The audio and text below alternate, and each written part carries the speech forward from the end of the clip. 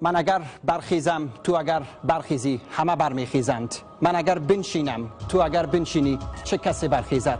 تشکر آقای رئیس جمهور از همدردی و همنوایی جانسوز شما با فاریابیان و بدخشانیانی که اکنون در خاک و خون خفتند.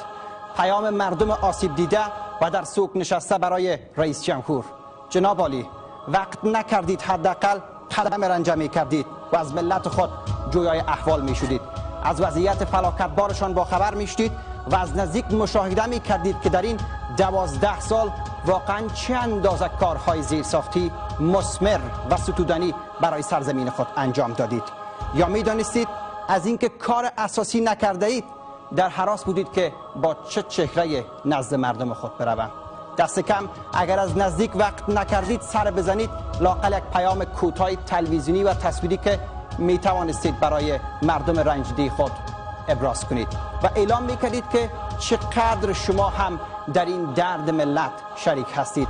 هر بار چنین فجایع بزرگ در کشور رخ داد پیام جناب عالی این بود: برای همه صبر و بردباری تمنا دارم. آخر چه اندازه صبر و تا کدام این روز صبر؟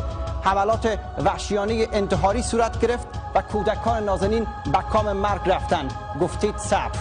در این محل و در آن محل حادثات جانسوز صورت گرفت. گفتید صبر. فاریابیان عزیز برای روزهای متوالی در زیر خاک نشستند. گفتید صبر.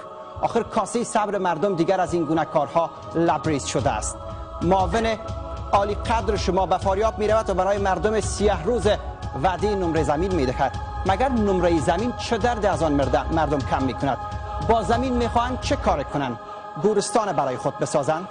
وای اگر از همان نمره های باشد که سالها وعده کردید ولی در یخ نوشتید و در آفتاب گذاشتید. معلوم نیست برخی سازمان ها و نهادهایی که در این واپسین سالها ساخته شد مأموریت اصلیشان چیست؟ نمیدانیم کمیته ملی اصرار، نهاد مبارزه با حوادث طبیعی و خیلی های دیگر. مردم در زیر خاک گیر مانده.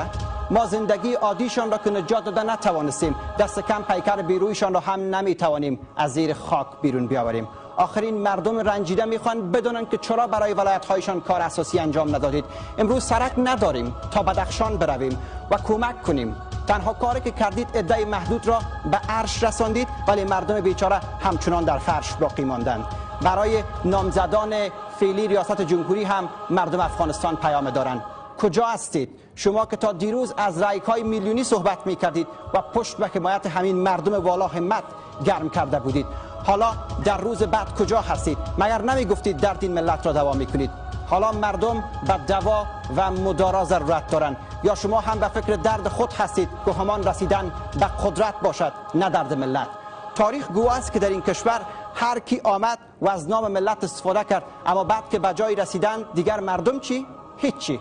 حتی بعضی نامزدان فرصت نکردند تا برای چند دقیقه کوتاه اگر شده وقت گرانبهای خود را وقف ملت کنند. مگر چگونه مردم آرزوی یک فردای بهتر را از این عالی جنابان داشته باشد؟ به قول حکومان گفته مشهور سال که نیکوست از بهارش پیداست. و آخرین پیام مردم برای نمایندگانشان. از شما هم تشکر وکلای گرامی که برای روزهای پیکم مجلس دربش برخ شما باز بود تا حضور پیدا می‌کردید و با چنین حالات فاجعه بار فکر می‌کردید و طرح عملی می‌ریختید ولی همه ملت شاهد بودند که روزها کرسی‌های مجلس خالی بود و نمایندگانشان به فکر کارهای شخصی خود بودند.